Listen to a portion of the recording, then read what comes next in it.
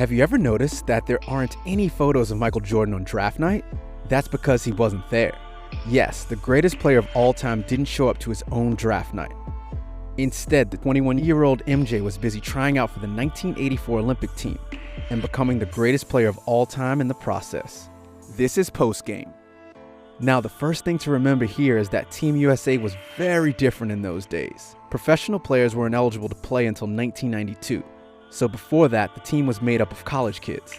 But Jordan's 1984 squad was no ordinary college-level team.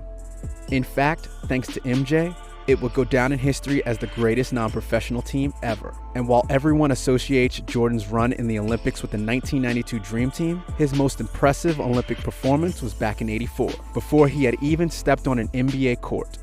Everything about MJ's first USA team was crazy too, even the tryouts. Future Hall of Famers Charles Barkley, John Stockton, and Karl Malone were all cut from the team.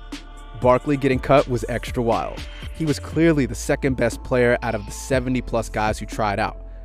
But head coach Bobby Knight clashed with Barkley and was worried he'd mess up his plan to make Jordan the main guy.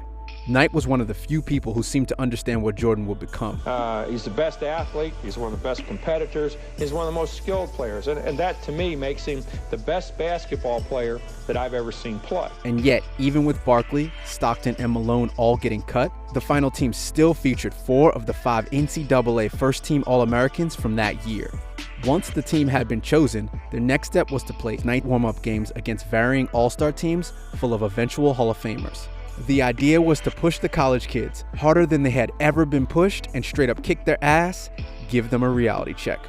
Instead, a baby-faced MJ gave them a reality check. Jordan couldn't be guarded. Even those Hall of Fame guys couldn't figure him out. As well as being one of the most athletic players in history, MJ had so many moves they hadn't seen before. Jordan just played differently, moved differently, and saw the game differently. He was a different animal altogether. And this amateur USA team of his didn't just win a game or two against the all-star opponents. They won every single game, with Jordan leading the way.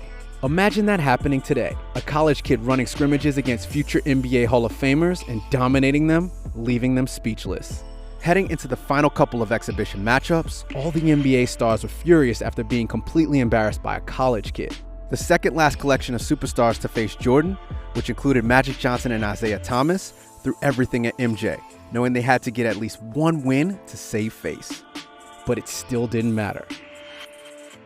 MJ dropped 27 points and won the game anyway, 84-72, completing the sweep as the entire basketball world stood up and took notice. Jordan then continued his dominance when the Olympics began, capping off another perfect run in tournament play, culminating in a 31-point crushing in the gold medal match.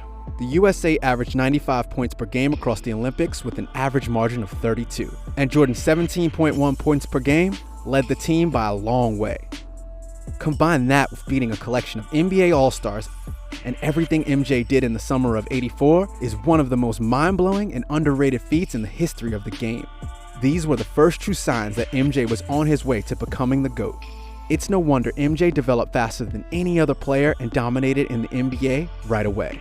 By staying in college for 3 years, spending a summer playing against NBA All-Stars, and leading an Olympic team at 21 years of age, his preparation for the NBA was unlike anyone else's. It also allowed him to develop an otherworldly basketball IQ and unmatched ability to operate within a team framework, something LeBron had to learn on the job, and Kobe, God love him, never really learned at all.